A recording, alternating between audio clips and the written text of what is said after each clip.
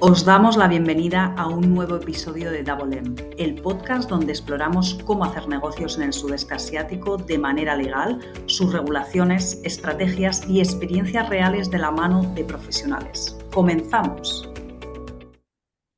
Os damos la bienvenida a este nuevo episodio sobre inversiones en el sudeste asiático de la mano de Double M, como siempre, así que nos acompaña Marc Alonso, experto en asesoría para inversiones en Indonesia y sudeste asiático, director de la consultoría Double M, y hoy juntos vamos a hablar sobre un tema esencial para quienes desean adquirir tierras en Bali, Lombok, bueno, en general en Indonesia, ¿de acuerdo? Que son esos certificados de tierras, tipos de zonificación, en fin, cómo estas personas extranjeras pueden invertir de manera segura en el paraíso. Te doy paso, Marc. Muchas gracias, Icha. Es un placer estar aquí. Gracias por tenerme otra vez aquí de invitado y poder compartir esta información. Además, me parece que la verdad que el tema es muy interesante. Ahora hay muchos inversores extranjeros que están viniendo aquí a Bali a desarrollar negocios inmobiliarios y creo que es importante que la gente sepa cómo desarrollar estos negocios. Entonces, vamos a ver ¿no? Un poco cuáles son aquí los temas principales en que debemos centrarnos para que la audiencia esté bien informada y que pueda desarrollar esos negocios inmobiliarios con seguridad y con éxito. Y un poco lo que deberían entender, en primer lugar, es entender los tipos de certificados que tienen los terrenos para que entiendan un poco la tipología y lo que se puede hacer, los negocios que se pueden desarrollar en función de la certificación que tenga ese terreno.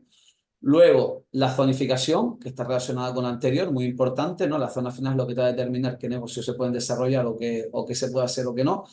Las consideraciones legales y fiscales que se deben tener en cuenta para poder llevar a cabo ese negocio.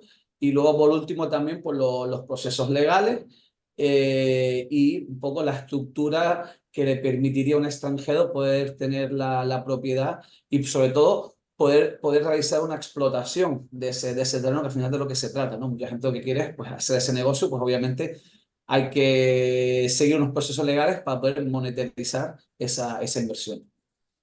Sí, la verdad que es muy interesante y sobre todo hay muchísima confusión sobre esto, así que vamos a poner un poco de luz hoy. Y la verdad que este podcast os va a encantar precisamente porque va a aclarar todas esas dudas que tenéis. Así que vamos a empezar con lo más básico. Bali, Lombok son lugares increíbles para invertir, pero es verdad que el proceso de adquirir tierras aquí puede ser complicado, ¿vale? Esto es así. No es que os queramos meter miedo, es que lo podéis ver cuando estéis aquí, porque estamos hablando de un país extranjero y tienes que estar familiarizado con las leyes locales. Esto es muy importante. Entonces, hay que conocer, hay que saber y estamos de la mano para ayudarte. Entonces, Marc, ¿podrías explicarnos un poco sobre esa estructura general de los derechos de propiedad en Indonesia y por qué esto es tan importante conocerlos antes de hacer cualquier inversión? Vale, muy bien. Pues a ver, aquí lo primero yo creo que tienen que saber es que una persona extranjera, tanto persona física como jurídica, no puede comprar terreno en Indonesia. Se pueden hacer distintos tipos de alquileres, que es lo que luego explicaremos, pero lo que es comprar la propiedad, como se entiende en España, en la cual tú la tienes de forma indefinida y la puedes luego, y luego la puedes dar a tus descendientes, se puede quedar en herencia, eso no, los extranjeros no pueden. En Indonesia, solo las personas físicas de nacionalidad indonesia pueden tener la propiedad de los terrenos. Incluso las empresas ni siquiera pueden. O sea, solo las personas físicas indonesias. Necesitas lo que aquí se llama un KTP, necesitas un número de DNI local para poder hacer esa compra de terrenos. Lo que sí que es verdad que luego la PTPMA es importante, luego hablaremos más adelante, ¿no? Pero tener una empresa nos va a permitir luego, como extranjeros, poder hacer arrendamientos a largo plazo en las distintas modalidades, pero sobre todo la PTPMA lo que te permite es de forma legal explotar y monetarizar esa inversión, que es lo importante, no es de lo que se trata. Entonces, eh, hay que entender bien para ello los tipos de certificados de tierras que hay en Indonesia. De acuerdo. Y para quien no sepa, esto de las siglas, ¿no? PTPMA es abrir una sociedad de capital 100% extranjero en Sí. Indonesia. Pero vamos a ir más adelante a eso, como dices, porque bueno, vamos a aclarar bien cómo se puede, como decías, hacer uso, tener derechos de uso, construir, etcétera. Así que vamos a desglosar ahora, si te parece, Marc, los diferentes tipos de certificados de tierras en Indonesia. Porque estoy segura de que muchas personas que nos están escuchando se están preguntando qué tipo de terreno me conviene según mis necesidades. Así que, Marc, te doy paso de nuevo a ver, para que nos expliques esos diferentes derechos de propiedad. Vale, gracias, Icha. Pues a ver, en Indonesia hay seis, vamos a destacar seis tipos de clasificación de las propiedades para que lo entiendan, porque no es tan fácil como en España. Luego vamos a comentar las principales que van a afectar yo creo que son las relevantes para la audiencia, simplemente que la audiencia sepa que todavía hay más, que este es un tema bastante complejo y sobre todo para los que no tienen una base legal, a veces se complica un poco. Entonces vamos a intentar hoy mantenerlo simple, que la audiencia sepa que no estamos comentando todo y que estamos haciendo una explicación muy simplificada para que toda la audiencia, independientemente del background que tenga, lo puedan entender bien. Entonces, intentando simplificar lo complejo, vamos a empezar por la primera clasificación que se llama Hak Milik, que vamos a decir que luego también la gente lo llama freehold, pero realmente es Hak Milik y vamos a decir que es la propiedad plena, que es la propiedad que se entiende en España a largo plazo. Entonces, es un título de propiedad, es el más completo, vamos a decir, no más completo, vamos a decir el que te da mayores derechos sobre ese terreno y que solo lo pueden tener ciudadanos, personas físicas, insisto, personas, no empresas, Indonesia. Y bueno, pues el equivalente es la propiedad absoluta. Eh, Vamos a dejarlo aquí porque, insisto, esto se puede complicar mucho. Lo dejamos aquí porque no quiero liar a la audiencia hoy. Vamos con el segundo título, y estamos un poco viendo por orden, ¿no? Vamos a decir, de propiedad, vamos a decir, más completa a la que menos, ¿no? Entonces seguimos ese orden. Entonces, el segundo sería el Hak Guna Bangunan, que sería el HGB, como llaman los indonesios, HGB, que vamos a decir que es un derecho que te permite construir y tener un uso de la propiedad a largo plazo. Es el más utilizado por las empresas extranjeras porque te otorga pleno derecho para poder construir y explotar el terreno en el periodo que dure. Lo habitual suelen ser 30 años, pero suelen venir con distintas opciones de extensión. Lo habitual, que esto la gente lo tiene que tener en cuenta, es verdad que tú no lo posees en propiedad, pero al final te permite tenerlo durante muchos años. Y normalmente este tipo de alquileres se suelen pagar por adelantado. No es un alquiler que vamos a ir pagando mes a mes o año a año. No, no, se paga por adelantado. Entonces, en lo que es el desembolso económico, prácticamente es parecido a una compra. Lo que pasa es que luego en la empresa hay que amortizarlo. Eso es importante porque vamos a decir que nosotros pagamos, pero vamos consumiendo eso que hemos ido pagando. Vale, porque al final se pierde. Se puede ir renovando, pero cuando se vaya a renovar se tiene que volver a hacer ese pago. Y eso, bueno, para proyectos de construcción a largo plazo es interesante y luego también si alguien de la audiencia quiere montar alguna fábrica o alguna industria, pues también es el más interesante. Luego tenemos el tercero que sería el Hak Pakai, que es el derecho de uso, que este es el título, vamos a decir, más accesible, también es bastante habitual y te permite usar terrenos para residir o también te permite para hacer villas y este tipo de inversiones. Normalmente se suelen alquilar por periodos de 25 años y se pueden renovar normalmente hasta los 70. Luego tenemos el cuarto, sería el Hak Guna Usaha, que sería, vamos a decir, es un título que más bien está destinado para usos agrícolas. Vale, que suele ser como el right to cultivate, ¿no? Que se diría en inglés. Suele ser válido por 35 años y también se puede extender. Aquí un poco hago un pequeño paréntesis, cuando se puede extender, es importante que siempre eso se haga en el acuerdo. Porque vosotros cuando vayáis a negociar el acuerdo con la propiedad, normalmente pues ellos, tú vas a cerrar un precio por una serie de años y luego es importante que en ese momento cerréis o tengáis apalabrado una opción de renovación con un precio más o menos acordado en base a una posible inflación o incremento del IPC. Porque si no lo hacéis, obviamente el propietario pues se puede aprovechar y luego si ya tenéis algo construido, pues puede pedir más para esa renovación en el futuro.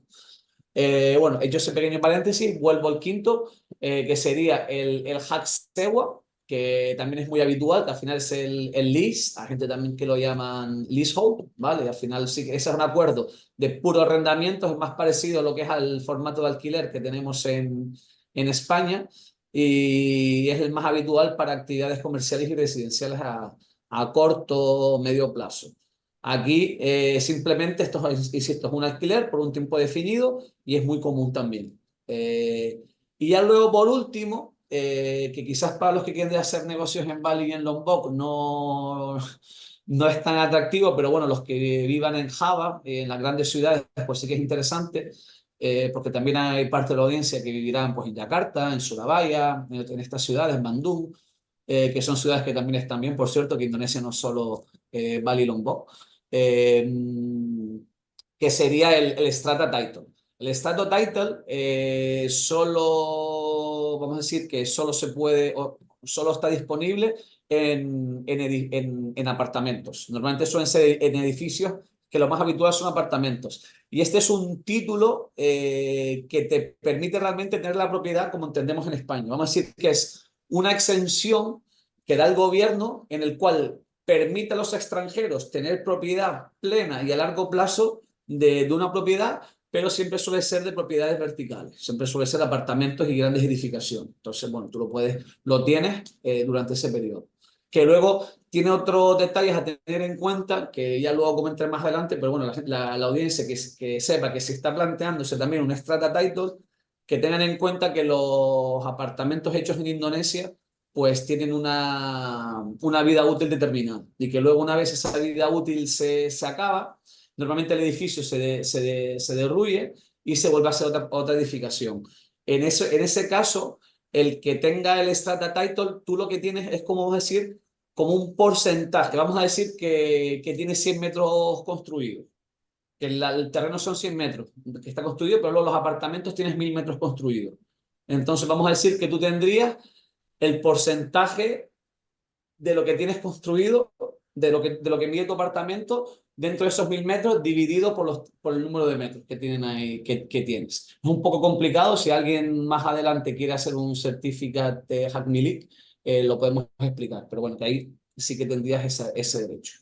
Pero bueno, voy a dejar aquí porque, insisto, esto es muy complicado y como me ponga a darle detalle aquí a cada uno de los puntos, ahí te lo, o sea, daría para un podcast cada uno de ellos. Sin duda, sin duda, sin duda, Sí. porque además es muy interesante y que la audiencia vea que, bueno, que hay diferentes formas de hacer las cosas, que podemos revisar bien esta información, que podemos aconsejar, pues desde, bueno, desde toda la experiencia que tenemos, pues qué es lo mejor, qué es lo más adecuado, en fin, que nos ponemos un poco también a disposición de la audiencia, cabe decir, porque no es tan fácil como parece, hay que revisar bien esta información antes de meterse a comprar terrenos de forma rápida, porque lo he visto muchas veces. Venga, es que me han ofrecido esta oportunidad y quiero ir rápido y no, hay que hacer las cosas bien, de verdad. Esto es algo que se lo decimos a la audiencia, hacerlo con una consultora seria, mirarlo bien todos los pasos, todo lo que hay que hacer, certificados y, bueno, zonificaciones, etcétera. Y de hecho, una de las preguntas más comunes que recibimos es sobre esto, ¿no? Sobre la zonificación. Bali, Sí, además, eso, tiene regulaciones estrictas y hay que entender qué tipo de terreno estás adquiriendo, porque esto es crucial para evitar problemas legales. Así que, Mar, si nos puedes hablar sobre los diferentes tipos de zonas, porque hay muchísima confusión, estaría genial. Gracias. pues aquí sobre distintos tipos de zonas voy a hacer un poquito lo que he hecho también con los títulos o con las clasificaciones perdón, los distintos certificados de terrenos que hay, porque aquí es un poco lo mismo, hay muchos tipos de clasificación bueno, si tuviéramos que ir uno por uno, pues nos llevaría bastante rato. Entonces vamos a centrarnos en los más habituales y los vamos a comentar.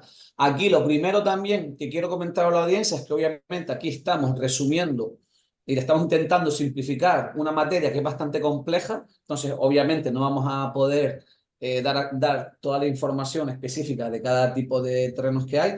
Y luego también una cosa importante que la audiencia tiene que saber es que, bueno, ahora vamos a hablar de colores, ¿no? Porque muchas veces, sobre todo los que ya han estado en Bali y en Lombok, pues lo conocerán por colores, ¿no? Que si es verde, que si es amarillo, que si es naranja, rojo y tal. Eh, pero lo que tienen que saber es que no solo amarillo, hay distintas tonalidades de amarillo que te van a permitir hacer unas cosas u otras. Hay distintas tonalidades de rojos barra naranjas. Hay distintos marrones. Ahora vamos en ello, ¿no? Pero que entonces vamos a intentar agruparlos, pero que luego en función de la tonalidad cambian los matices de lo que se puede hacer. Entonces, vamos a empezar. Primero, la primera clasificación que hay, que es muy común, es las zonas agrícolas o zona verde, como se conoce. Que por cierto, ¿por qué se comentan por colores? Porque sí que es verdad que están como clasificadas, hay unos mapas interactivos que se pueden consultar donde te vienen las zonas por colores, y de ahí que en la jerga un poco que se utiliza para hacer clasificación de terreno sea por colores. Entonces, bueno, ya hecha esa clasificación, zona agrícola o zona verde, pues esta está, como su propio nombre indica, pues está destinada para actividades agrícolas y ganaderas. Y en estos terrenos normalmente no se pueden construir viviendas, no se puede hacer ningún tipo de proyecto comercial ni industrial. Como mucho te puedes hacer un cuartito para, para un almacén pequeño, pues para poner el arroz, para poner los vegetales, para poner las herramientas. Pero vamos, un techito. No se puede realmente hacer una construcción propiamente dicha. Luego tenemos las zonas residenciales, que es lo que es la zona amarilla, como se conoce, que son, pues, que son zonas que tienen una clasificación destinada para la construcción de viviendas. Pues, por ejemplo, en Bali, en Ubud y en Jimbiran son áreas donde tienen bastantes zonas amarillas. Sobre las zonas amarillas me gustaría clasificar, no, perdona, me gustaría aclarar una cosa, y es que dentro del amarillo hay muchas tonalidades de amarillo. Normalmente, ¿qué suele implicar estas tonalidades de amarillo? Estas diferencias suelen ser en el porcentaje de terrenos que nosotros podemos construir. Y eso es muy importante que se averigüe antes de hacer, sobre todo, de comprar un terreno, pero nosotros tenemos un desarrollo inmobiliario en la cabeza. Yes, vale, muy bien, las zonas amarillas se puede edificar. Pero ¿qué coeficiente puedo edificar? ¿Qué porcentaje de ese terreno puedo construir? Porque hay zonas en las que solo te permiten un 20%, otras te permitirán un 40%, otras un 50, 60, varían. Varían en función de la zona y, insisto, en función de la tonalidad del amarillo. Entonces esto es muy importante tenerlo en cuenta. Y otra cosa a tener en cuenta cuando se vaya a hacer el alquiler, y es el siguiente: muchas veces el propietario del terreno suele tener parcelas grandes y ellos pueden a ti no arrendarte toda esa parcela, te pueden arrendar solo una sección de esa parcela. Entonces tú tienes que clarificar con el dueño, vale, usted me está, primero tienes que entender si la parcela la tienes toda tú o tienes una sección de la parcela, y tienes que aclarar con él, vale, yo de esta parcela cuánto puede construir, porque tú imagínate un señor que tiene 1000 hectáreas o 1000 acres, por simplificar un número. Él a lo mejor tiene un coeficiente de construcción del 20%. Si de esas 1000 te vende a ti 200 y no vende a nadie más, tú realmente podrías construir el 100% dentro de esos 200 metros. Entonces, esto es un tema que hay que tener claro, que hay que hablar con el dueño, que hay que entender bien cómo está parcelado, y qué tiene, cómo tiene el resto distribuido y qué puedes hacer tú ahí. Porque ¿qué Eso es lo es. que pasa? Cuando no lo tengamos bien, una vez tú construyes el edificio, tú tienes que sacarte una licencia que vamos a decir que asegura que esa edificación es segura para vivir. Un poco que no se te va a caer el techo en la cabeza mientras estás durmiendo o echándote la siesta. Entonces, eh, eh, para poder hacer esa certificación, que es obligatoria para cualquier tipo de edificación en la que se vaya a vivir, para cualquier edificio de vivienda o residencial, normalmente te lo va a gestionar el arquitecto, y van a verificar que el terreno está bien, que tienes el alquiler bien hecho, que está todo bien registrado y que estás cumpliendo con esos coeficientes de terrenos, con esos coeficientes en los que se pueden construir. Así que es importante tener esto en cuenta. Sí. Venga, seguimos. Pues si no, que insisto que esto, cada una de ellas da para... Eso es, Tiene eso es. bastante, Nos tiene pueden bastante. consultar sin problemas, o sea, que la cajita de descripción tienen el contacto y nos pueden escribir para las Sí, dudas. porque hay bastante tele, si no a lo mejor pues a uno le va a interesar, pues podemos quizás aburrir, pues a lo mejor que quiera hacer por ejemplo, pues un proyecto industrial y no esté mirando tanto al desarrollo inmobiliario. Sí, con el Entonces, venga, rojo vamos a naranja. hacer, ¿verdad? Sí, no, no, te decía que justo pasamos a la zona ya roja naranja. Exacto, ahí es donde iba, ¿no? Entonces, claro, ¿cuál es la zona, sí, esto, roja-naranja con sus distintas tonalidades? Que esas serían las de zonas de comercios y servicios, que pues, están destinados para usos comerciales y residenciales también. O sea, podemos construir también residencias en estas clasificaciones. Se pueden pues, desarrollar negocios como pueden ser pues, restaurantes, hoteles, tiendas. Este tipo de clasificaciones son muy habituales en áreas de Bali, pues como pueden ser Denpasar, Seminyak, etcétera, ¿no? Y donde se quiere pues también hacer un poco de desarrollo pues o turístico o un poco comercial. También se pueden hacer negocios de actividades turísticas y culturales, entretenimiento, etcétera, etcétera. Insisto, aquí lo de siempre. No porque sea rojo o naranja, ya podemos hacer cualquier negocio que queramos, porque recordar, hay distintas tonalidades, nos permitirán hacer una cosa, nos permitirán hacer otra, y en las que habrán distintos coeficientes. Por eso es importante siempre hacer la consulta adecuada y asegurarse, yo en este terreno, qué puedo hacer, qué coeficiente, cómo está esto distribuido. Vale. Seguimos, vamos a la zona industrial, que sabes que yo soy un gran fan de la industria y de la industrialización, y creo que hay muchas oportunidades en esa área, que Indonesia no es solo villas y desarrollo inmobiliario, la industria para mí es el principal, donde yo veo la principal oportunidad en el país, porque a día de hoy Indonesia es un país que importa la mayoría de bienes terminados que importa, siendo ellos exportadores de materias primas. Entonces tienen las materias primas, pero no las están procesando. Entonces, insisto, hay muchísimas, muchísimas oportunidades para el desarrollo de industria en el país, tanto en Bali como en Java.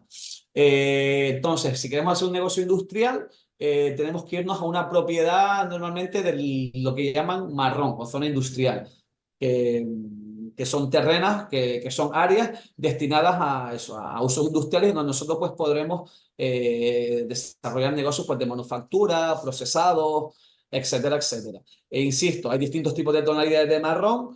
El desarrollo de una industria es bastante complejo porque luego obviamente en función de la industria vamos a necesitar luego licencias específicas y nos tenemos que asegurar que esa industria que queremos desarrollar en esa zona marrón, aparte de que se pueda hacer el negocio que queremos hacer, que luego en esa zona no vamos a tener ningún problema para obtener luego las licencias específicas requeridas para el desarrollo de esa industria. Eso es muy importante. Entonces, es muy importante una planificación correcta, porque luego si no, compramos un terreno y luego a lo mejor no podemos obtener las licencias luego específicas, no solo, insisto, las del terreno, sino las que vienen posteriormente, porque siempre hay algunas licencias que a veces dependen de los gobiernos locales, de los ayuntamientos locales, y hay que tener, por ejemplo, en cuenta que si se puede hacer ese negocio o no, porque luego a lo mejor por ejemplo, en Bali, vas al Banjar a pedir una licencia y como sea un tipo de negocio que a ellos no les guste, no te la aprueban. Entonces hay que tener eso bien trabajado siempre.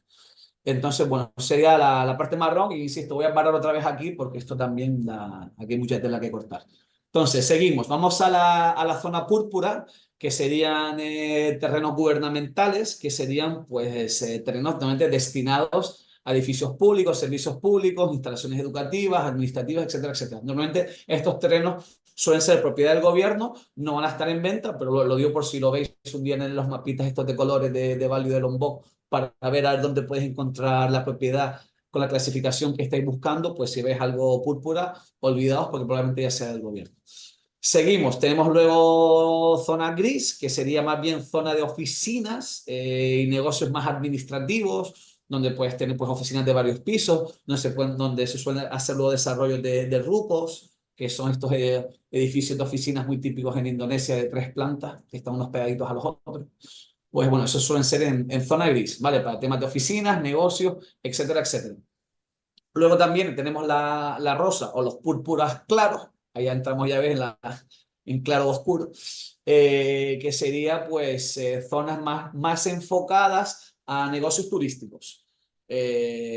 pues, los vamos a encontrar sobre todo en Kuta o en Nusa Dua, por ejemplo, pues tenemos bastante. Y luego son pues zonas donde se pueden desarrollar sobre todo hoteles, resorts, y que vamos a decir que están organizados o están ya predestinados a utilizarse para zonas turísticas. Entonces también un poco tener en cuenta que si estás en esa zona, quizás podáis construir no solo negocios turísticos, probablemente se puedan hacer comercios, otro tipo de servicios, probablemente se permita, pero que tengáis en cuenta que esa zona está pensada para llevarse a cabo un desarrollo turístico. Entonces, bueno, por si lo montáis ahí, que tenéis en cuenta que la actividad que vas a tener alrededor va a ser esa. Insisto, hay muchas tonalidades. Esto es un resumen de puntillas por encima.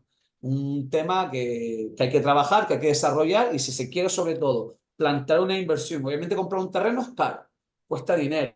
Estamos aquí apostándonos bastante dinero. Entonces, si lo vamos a hacer, vamos a asegurarnos de que está bien, de que no vamos a tener ningún problema y que entonces hace falta un poco de research, de investigación previa para asegurarnos que no vamos a meter la pata y nos vamos a comer el terreno después de comprarlo. Sí. Y sobre todo, no solo eso, también cocos, recuérdalo. También. También cocos, porque, bueno, Ah, tenemos una anécdota del coco, pero igual la dejamos para el final, yo creo. ostras, esa es Anécdota muy del buena. coco. Yo creo que ese es un broche final y yo recomiendo a la audiencia, me había olvidado de esta, yo recomiendo a la audiencia que se quede hasta el final porque vamos a contar una anécdota graciosa y yo creo que es bastante ilustrativa de cómo funciona el país. Sí, sí. Y no solo divertida, sino real, o sea, que la tienen que tener en cuenta para construir. O sea, que vamos a dejarlo ahí porque que se Sí, sí, queden hasta el final. Pero exacto, bueno, vamos a la intriga. sí. Está claro que comprar tierras en Bali, en Lombok, etcétera, en fin, requiere seguir ciertos pasos legales y que yo, bueno, te estaba escuchando, me parece súper interesante, pero quiero dejar claro a la audiencia una cosa.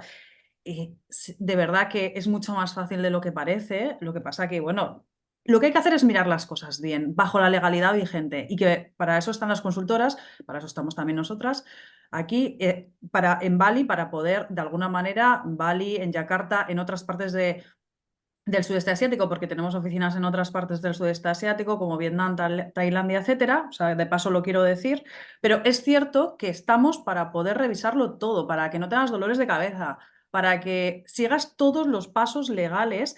Y hablando de pasos legales, hay uno muy importante, ¿vale? Que es la due diligence. O sea, hay que hacer una due diligence sí o no, es decir, algo exhaustivo para asegurarse de que todo está en regla. Y, Mar, ¿cómo pueden asegurarse los inversores extranjeros de que están cumpliendo con la ley y evitando fraudes? Sin dudas con esto, ¿no? Pero ¿qué nos puedes decir? Claro, pues yo creo que este es un muy buen punto, Icha, y está muy bien que lo traigas, ¿no? Porque yo me imagino que la audiencia, pues con lo que habrás explicado entre los terrenos, las clasificaciones, los certificados, dirán, uy, mi madre, qué complicado es esto. Entonces, bueno, lo primero es que no se preocupen, que para eso estamos nosotros y el resto de consultoras que están aquí, que al final nosotros vamos a ayudarte en toda la parte administrativa para que quiera montar un negocio, se centre en lo suyo, ¿no? En el desarrollo inmobiliario, en el desarrollo industrial que quiera montar, o sea que no se preocupen, que nosotros estamos, que aún además tengo mucha experiencia para asesorarlos. Entonces, bueno, ya dicho eso, ¿qué recomiendo yo a alguien para asegurarse de que todo está bien, que no se vea una sorpresa? Pues, como bien comentas, está la due diligence y yo siempre lo recomiendo. Para mí es un no-go, porque insisto, lo que decía antes, no es una inversión muy gorda y tienes que saber que la inversión que vas a hacer te sirve para el negocio que tú quieres desarrollar. ¿Cómo nos aseguramos nosotros? ¿Cómo planteamos nosotros un poco la due diligence? Pues nosotros la due diligence, pues obviamente primero es comentar lo que estábamos diciendo, ¿no? Pues primero ver qué tipo de certificado es asegurarse de quien dice que tiene el terreno realmente es suyo, que no vengan, porque esto lo hemos visto, ¿no? Que no vengan con unas escrituras falsas o unas escrituras que ya vendieron y ya no pertenece a ellos. Bueno, pues para ello hay un registro como lo equivalente a un registro de la propiedad, como puede haber en España, como hay en muchísimos otros países, la mayoría de países lo tienen, y entonces que están abiertos para los profesionales legales y se puede hacer la consulta. Nosotros podemos hacer esa consulta y asegurarnos que realmente quien te está viniendo aquí a ofrecerte el terreno, que realmente es el dueño real, que no se lo vendió hace 2 semanas a otro. Eso es lo primero. Y luego, muy importante, asegurarse que no tiene carga financiera, que no se ha utilizado como colateral o que no se ha utilizado como garantía en una financiación, porque eso es importante, porque si luego la persona deja de pagar, tú pagas el alquiler y te quedas sin el terreno. Entonces es importante asegurarse de que no está utilizado como colateral. Eso por un lado. Eso se puede, todo esto se puede revisar o se puede consultar en el Badan Pertanahan Nacional, que es el BPN, que es una agencia pues, eso, de nacional de terrenos y demás. Luego también hacemos un poco una auditoría fiscal, bueno, más que fiscal, pues nos aseguramos de que ese terreno está, porque hay que pagar unas cargas, hay que pagar unos impuestos anuales, ¿no? Pues que esas cargas están pagadas, eso es importante también. Y luego normalmente cuando alguien hace bueno, uno de estos tipos de alquileres, o una compraventa en el caso de los locales, eh, cuando se hace este proceso, normalmente ellos suelen recomendarte un notario suyo de confianza. ¿Qué es lo que pasa? Con los notarios también hay peligros de estafa. O sea, yo os puedo contar una pequeña anécdota, pero yo conozco de una persona bueno, que no hizo la due diligence correspondiente bien, y lo que le pasó fue que, bueno, pues todo le vino a una persona que no estaba bien, era una oferta muy buena, se animó, fueron a firmar al notario, el notario le dijo que estaba todo bien, fueron a una oficina, la oficina todo correcto, firmó el documento, hizo la transferencia, y luego, pasados los meses, un par de meses, una semana, no me acuerdo, pero bueno, pasado el tiempo, se dio cuenta que ese terreno no era suyo, porque fue a intentar empezar a edificar y vino alguien, dijo que eso no era suyo, que no podía hacerlo. Bueno, el hombre sorprendido hizo la comprobación y se dio cuenta que no. Entonces, claro, ¿qué hizo directamente? Pues fue al notario donde había firmado. Y de repente, cuando fue al notario, vio que en esa oficina no había nada. Entonces, lo que cogieron los balineses fue, alquilaron una oficina unos días, montaron ahí el show como si eso fuera una notaría, firmaron como si estuvieran firmando el notario y pagaron y ahí ni se firmó, no, o sea, se firmó, pero no hubo un traspaso de la propiedad, ¿no? Como se debía se tendría que haber hecho.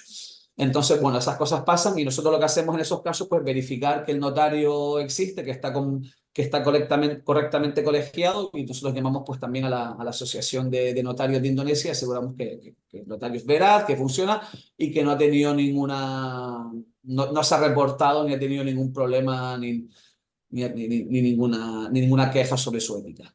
Entonces, Ya. bueno, también nos aseguramos sobre eso y obviamente miramos en detalle la zonificación, entendemos el negocio que va a desarrollar el cliente y nos aseguramos y le damos el detalle de lo que se puede o no se puede hacer en ese terreno, los coeficientes de construcción, qué actividades se pueden desarrollar, cuáles no, pues damos toda esa información para asegurarnos de que ese alquiler que se va a hacer pues nos sirva para la finalidad que tenemos en mente. Sí, y si me permites, Marc, hay muchos casos en Bali. O sea, estás hablando de uno, pero hay muchos casos, no solo como el que ha relatado, de diferentes maneras. Nos podríamos hacer un podcast de anécdotas sobre el tema, Mm. que no Mm. nos vamos a extender más, pero sí que es cierto que tener cuidado, o sea, no es ningún miedo. Hacer las cosas bien no cuesta nada. Y sobre todo, lo que más he visto, en mi caso particular, es gente que dice, wow, esta es la oportunidad, me han plantado la oportunidad, tengo que cogerla ya, así que por favor, vamos a hacerlo todo rápido. Y eso es el peor error. Así que por favor, tenerlo en cuenta y, y ir con Claro, cuidado. ese es un buen punto, sobre todo en Bali y en los BOC, como un buen amigo mío siempre me dice, son unos correprisa. O sea, tienes la oferta, te interesa y te empiezan a meter presión siempre, porque al final te la gente que tiene el terreno y si se está deshaciendo de un activo tan valioso, es porque tiene una necesidad financiera importante, porque si no, ya no los alquilarían, explotarían. Y como tienen una necesidad financiera, pues muchas veces suelen tener prisa. Si no, obviamente no venderían, ¿no? No estarían dispuestos a deshacerse de ese activo. Y entonces, ¿qué es lo que pasa? Pues te van a meter mucha prisa. Y te van a meter mucha prisa, te van a empezar a decir que ya tienen otros compradores interesados, que si no, no te lo venden. Y claro, la due diligence pues lleva un tiempo, no demasiado, pero bueno, en 10 días nosotros la tenemos hecho. Son 2 semanas nada más. Que que no debe ser tanto, pero no te va a decir que no, que vayas prisa, que no te, y te van a meter la prisa. Y al final la gente no lo hace por eso y es verdad que es lo habitual. Muchas veces no pasa nada, pero luego otras veces es la excusa perfecta para hacer la estafa, porque al final si alguien te quiere estafar, lo que quiere es hacerlo rápido, rápido, rápido, para que no te des cuenta. Cuanto más tiempo tarde, más fácil es que se levante la liebre. Entonces, bueno, pues tener Sí, eso muy en cuenta y no saltársela por mucho que tengan prisa. sí, y que teniendo todos los papeles podríamos incluso tenerla antes, pero bueno, siempre Sí, a marcamos un más. poco de espacio, sí, siempre marcamos un poco de espacio para asegurarnos y sobre todo que estén todos los papeles en regla, de todo lo que solicitamos, que se visualicen bien, etcétera, ¿vale? Así que bueno, es un tema, como vemos, de obligado cumplimiento, si no queréis tener dolores de cabeza. Y bueno, pues yo creo que hemos hablado suficiente de este punto y la gente que tenga dudas, como decía, ¿no? Que, bueno, pues en nuestro caso, o sea, hay muchas consultoras, pero aquí estamos, bueno, pues hablamos diferentes idiomas, uno de ellos es español. Es verdad que somos una consultora seria y voy a aprovechar de paso para que, oye, ¿por qué no, no?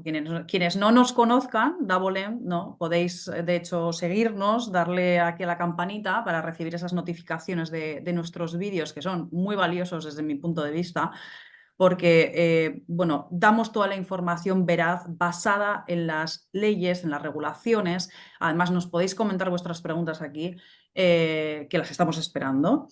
Y vamos a seguir porque sé que la audiencia no, bueno, pues no puede más con esto, que ya tiene ganas de conocer algún detalle más importante que sé que nos preguntan también mucho.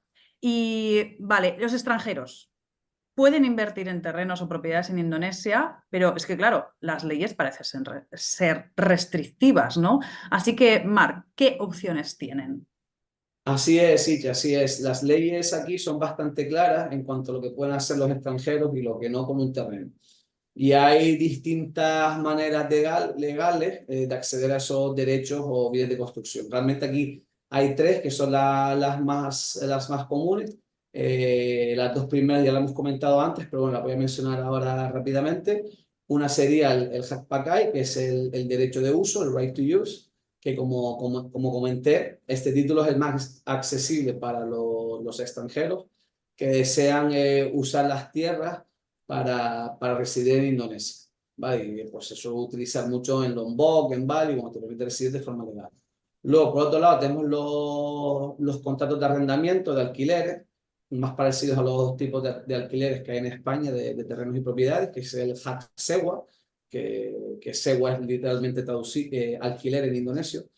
Y es otra opción que es más simple para arrendar terrenos o propiedades por un periodo determinado de tiempo. Bueno, en propiedad, pero bueno, es una solución flexible para quien busque una inversión a corto y a medio plazo. Y luego la tercera, que es la que nosotros normalmente recomendamos, es la de montar una PTPM, que esto ya lo comentamos anteriormente en otro podcast, en otra sesión. Hablamos específicamente de cómo montar una empresa, etcétera, etcétera. Que os recomiendo a la audiencia que si no lo ha escuchado, que lo escuche porque es bastante importante y sobre todo si están pensando en hacer algún tipo de inversión o de alquileres en inglés. Bueno, pues esta sociedad, esta entidad legal, te permite a los extranjeros operar y poseer negocios en Indonesia. Y lo más importante es que te permite poder sacar un rendimiento económico de ese activo, de ese alquiler. Porque de las otras fórmulas que comenté anteriormente, pues tú las puedes utilizar, las puedes alquilar, pero legalmente no puedes obtener un rendimiento económico de esas inversiones. Solo puedes hacer a través de una PTPMA. Y aparte, lo más interesante también es que esta entidad jurídica nos permite obtener los derechos como el Hak Guna Bangunan, que si recordáis, como dije antes, es la propiedad más completa a la que pueden acceder los extranjeros, que tiene que ser a través de una empresa. Y esto pues, nos permitirá ya construir y aprovechar esta inversión y poder explotarla a largo plazo y pues por periodos más largos que las anteriores. Ujú. Ya, como dices, Mar, la creación de una PTPMA requiere, ¿no?, de ciertos trámites burocráticos. Es la vía legal más segura para extranjeros que quieren poseer y desarrollar terrenos en Bali, Lombok, Indonesia. Pero esto ya, como decías tú muy bien, ya lo comentamos en otro episodio que podéis ver por aquí, lo voy a poner en la cajita. Y en los enlaces de descripción también lo tenéis, así que podéis seguir escuchando el vídeo sin interrupciones de momento, aunque os lo pondré en la cajita por si acaso queréis pinchar, pero yo os recomiendo seguir en este vídeo hasta el final y después acceder a la cajita de descripción para pinchar el link de cómo abrir una PTPMA. Así que hablando sobre todo de, bueno, que también nos preguntan mucho de temas fiscales, de temas legales, vamos a hacer una pasada, ¿no? Sobre, o sea, o vamos a verlo aunque sea de pasada para saber cómo los extranjeros, bueno, pues se van a encontrar esos impuestos, esas regulaciones en torno a todo esto, ¿no? Y qué dificultades pues, pueda haber y que las conozcan, ¿no? De alguna manera. ¿Qué nos puedes decir, Marc? A ver, este es una temática muy amplia, muy amplia, insisto. Vamos a pasar de puntillas, un resumen muy corto, obviamente que ya serían muchas horas poder comentar todo esto en el detalle que corresponde, pero bueno, hay que tener en cuenta primero que si vamos a final por la opción de la PTPMA de montar una empresa, pues obviamente al constituir una empresa tenemos una serie de obligaciones fiscales que cumplir, no solo fiscales, tenemos aparte que reportar, eso es lo que, lo que la audiencia tiene que entender, que montar una empresa no solo la monto y listo que bien, no, eso una vez está constituida, nacen una serie de obligaciones fiscales, laborales y de reportes que hay que conocer, que estás obligado a conocer y que hay que llevar a cabo. Entonces, bueno, no vamos a entrar en eso, vamos a entrar simplemente un poco en las relacionadas con el tema de hoy, que es el tema de alquileres. Y bueno, lo más común es que hay que pagar un impuesto, que es el artículo 4.2, que es un impuesto del 10%, del valor del alquiler. Y esto aquí suele haber un poco de problema, y os explico. Normalmente el dueño no lo quiere pagar. Y realmente, cómo funciona este impuesto es el que compra o alquila el terreno, él es el responsable de pagarlo, pero va como en nombre del propietario. Pero tú, que eres el que paga, tienes que hacer como una retención del pago. Estás obligado a hacer retención. ¿Qué es lo que pasa? Que el indonesio te va a decir que no, que eso no es su problema, que no lo pagues y que si lo pagas, pues que lo pagues tú. Entonces, pues es un coste adicional. Si vas a hacer sobre todo un negocio, yo os recomiendo pagarlo porque tengo ya varios clientes que en su momento no lo pagaron porque en Bali pues hay gente que dice que no hace falta pagar impuestos, que aquí nadie paga impuestos, que no pasa nada y realmente la realidad es que no es así. Si el negocio se queda en nada y nunca facturas mucho y a los 3 años te vuelves a tu país porque el negocio te ha ido mal, pues no habrá pasado nada. Pero si el negocio te va bien y empiezas a facturar y aumenta tu facturación, llega un punto en el que en que te van a hacer una inspección, porque es como en todos los países, al final cuando pasas una cierta facturación, pues empiezan a mirar. Y si ellos ven que tienes un negocio de alquiler, de hoteles, de restaurantes, cualquiera, va a decir, oye, ¿dónde está el artículo 4.2? Porque usted, para llevar a cabo ese negocio, necesita un alquiler o una propiedad. Usted es extranjero, por lo tanto, no puedes comprar. Por narices, has tenido que alquilar esta superficie en la que estás. Entonces, todas las empresas tienen que pagar antes o después el artículo 4.2. Entonces, como vean que no lo has pagado, es que te van y te pinchan. Y además ellos tienen los registros y es súper fácil para ellos verlos. Y muchos son los casos que he visto de no pagar el 4.2, me dijeron que no y no lo pagué. Bueno, al final, pues pasa lo que pasa. Entonces, bueno, es importante tener en cuenta que hay que pagar ese impuesto del 10% y luego aparte, pues obviamente el tema de la zonificación es súper importante, voy sigo insistiendo, aseguraros que la zona permite hacer el negocio que queréis llevar a cabo, porque si no vas a tener problemas, no vas a poder obtener luego aparte las licencias operativas, porque además va todo por sistemas, te van a ver la zona en la que estás y decir, no, usted esta licencia no la puede sacar, porque en la zona en la que está usted domiciliado, en el que tiene el domicilio fiscal de la empresa, o donde plantea usted desarrollar esa actividad, no cumple. Y es que más va por sistema, o sea, no te la puede saltar. Entonces no vas a tener licencias para operar y uno puede tener problemas importantes por esas razones. Entonces, bueno, yo creo que esas dos para mí son las más importantes y luego, pues obviamente, la auditoría y la due diligence que ya comenté anteriormente. Entonces, bueno, esto es un tema a mirar, a tenerlo bien en cuenta y luego, obviamente, ya luego cada negocio específico tiene sus propias regulaciones y sus propias bueno, obligaciones fiscales. Entonces, bueno, eso ya recomiendo que antes de hacer esa compraventa y de aventurarse a montar un nuevo negocio, pues que se verifique con un experto de garantías. Sí, eso es. Y que, bueno, ofrecemos un servicio de auditoría también para asegurarnos de que estas empresas cumplan con todas las regulaciones fiscales Claro. indonesias, porque algo que me he encontrado mucho es, no, esto yo lo he hecho, lo llevo 20 años haciendo y no hay ningún problema, jamás he tenido ningún problema. Y digo, vale, hace años, no, primero no estaban, digamos, todos los datos informatizados. Hoy en día, Indonesia está acelerándose a un nivel altísimo en el sentido tecnológico de la palabra. Y yo no es una cuestión de meter miedo, es una cuestión de sigue las regulaciones. O sea, a mí me parece muy bien que lo que has hecho antes nunca te han pillado, pero eh, o sea, de verdad, hacer las cosas bien, en definitiva. Esto es una recomendación porque tenéis que, bueno, pues como en cualquier país, en España no queréis tener problemas, en Latinoamérica, en cualquier parte hispanohablante, o sea, nos sucede esto, ¿no? Pues seguimos la regulación, la conocemos de primera mano. Si vas a un país extranjero, haz lo mismo. Eso es lo que decimos, cumplir las regulaciones fiscales, evita problemas legales a largo plazo, etcétera. Y nos Claro. hemos dejado un tema muy importante para el final. Nos hemos dejado la regulación más importante, Mar, la regulación del cocotero. ¿Qué nos cuenta? Pues sí, esta es la mejor para el final.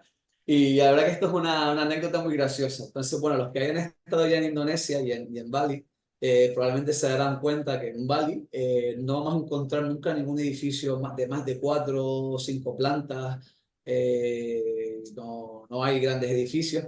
Pero luego, sin embargo, pues en otras ciudades o en otras zonas, sobre todo en la isla de Java, ¿no? Que es donde está la mayoría de la población, pues en Yakarta, en Surabaya, en Bandung, sí que vamos a encontrar grandes torres, sobre todo en Yakarta, ¿no? Que está pues todo lleno de torres altísimas. ¿Y por qué no hay apartamentos altos en Bali? La gente pensará, y no hay hoteles de cierta altura, porque realmente la demanda hay, y es porque regulatoriamente no se puede. Y esto es muy gracioso, ¿no? ¿Cómo limita Bali en su regulación la altura a la que pueden llegar las edificaciones?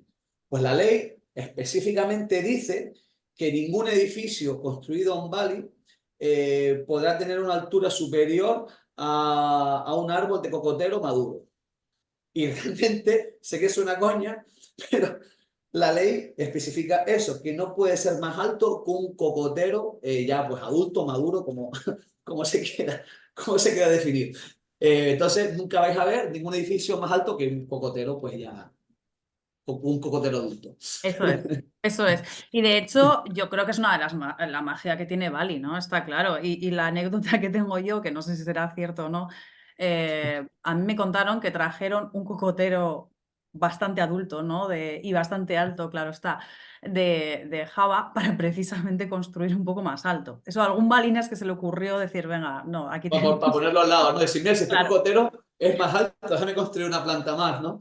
Eso es, eso es. Vamos a construir una planta más, vamos a hacer un hotel más grande, pero bueno, creo que la magia de Bali es esa y sobre todo también, bueno, nosotros somos una consultora que también apostamos por la sostenibilidad, por el desarrollo sostenible en este caso y nos parece también muy importante por eso seguir siempre las regulaciones, intentar, bueno, pues ir de la mano de todas las tradiciones, de la cultura que aquí bueno, pues se tiene y que además os podemos formar en eso para que de alguna manera no tengáis problemas, ¿no? Porque no siempre es fácil, ¿no? Relacionarse en otro país tan diferente y bueno, pues como aquí ya tenemos una experiencia, sabemos cómo funcionan las cosas, pues porque bueno, en todos los países somos diferentes, ¿eh? O sea, que no es ni mejor ni peor, pero es cierto que hay que conocer bien, ¿no? Cómo hacer negocios en un país tan diferente. Así que bueno, Omar, soy pesada con los vídeos, pero es que de verdad que también quiero recomendar de paso el vídeo de los problemas que se puede tener por no tener al día tu empresa en Indonesia, que hay que cumplir esos requisitos, que también lo dejaré en la cajita de descripción. Y para mí, bueno, decirte que ha sido súper interesante este día porque hay muchas personas que nos preguntan sobre eso, hemos cubierto mucho terreno hoy, nunca mejor dicho. Así que, bueno, para resumir, invertir en propiedades en Bali, en Lombok, en el resto de Indonesia, de verdad es una excelente opción, ¿vale? Solo que requiere de una comprensión profunda de estos derechos de propiedad, de zonificación y, por supuesto, de los requisitos legales. Así que solo decirte que muchas gracias, Marc, por compartir con la audiencia toda esta información valiosa. Muy bien, un placer haber estado aquí, de haber podido compartir esto con la audiencia. Al final ya sabes que a mí me gusta también pues compartir, ¿no?, toda esta experiencia que tenemos acumulada de los últimos años y nada, si la audiencia que no se preocupe, que sé que suena difícil, pero que no lo es, que hay muchas oportunidades. Me gustaría también decir que conozco mucha gente en Bali, en Lombok, que ha hecho mucho dinero con desarrollos inmobiliarios, o sea, es un muy buen negocio, realmente hay un trend, ¿no? Y está viendo mucha gente, pero que es verdad lo que se dice y de verdad que hay mucha gente que ha ganado mucho dinero, entonces realmente es un buen negocio, pero hay que hacerlo bien, hay que estar bien informado, porque al mismo tiempo también hay muchas estafas. Y los balineses pues no son tontos y hay gente que tiene más ética, otra que no la tiene, y nunca se sabe si con la persona con la que tenemos delante es ética o es de las no éticas. Entonces hay que tener cuidado. Y bueno, nosotros al final en Davolen pues tenemos un equipo multidisciplinar, somos más de 60 personas en el grupo, repartidos en distintos países y departamentos, y siempre tenemos un experto que puede ayudar y dentro de ese equipo multidisciplinar pues tenemos un conocimiento muy completo de todas las materias que se necesitan para poder llevar cualquier negocio a cabo con éxito. Así que bueno, quedamos a la disposición de la audiencia y estaremos muy contentos de ayudar a quien lo necesite. Sí, por eso además yo creo que cabe decir aquí que no solo hablamos de empresas y creación de empresas, sino que registro de productos, análisis de mercado, matchmaking empresarial, soporte de ventas, exportación, importación, servicios legales, ¿no? Como os podéis imaginar, inmigración, servicios fiscales, de contabilidad, de recursos humanos y reclutamiento. Parece que estoy contando el libro, pero es que la realidad es esa, ¿no? Tanto también desarrollo de procedimientos operativos estándar, en fin. La cuestión es que podéis consultar con cualquier embajada que nos recomiendan, que les dejamos también nuestro contacto aquí en la descripción, que llevamos muchos años, que hacemos las cosas bien y que, por supuesto, estamos para escucharos. Y nada más, ya no voy a decir nada más, solo que en el próximo episodio de Davolem, que va a ser súper chulo, y estaremos explorando más sobre este mundo de inversiones en el sudeste asiático, así que os esperamos aquí, ¿verdad, Marc? Ahí estaremos. Muchas gracias, Richard. Nada, gracias a ti. Hasta la próxima. Hasta la próxima. Chao, chao, chao. Si no quieres perderte las mejores oportunidades de inversión en el sudeste asiático, suscríbete y activa las notificaciones. Te esperamos.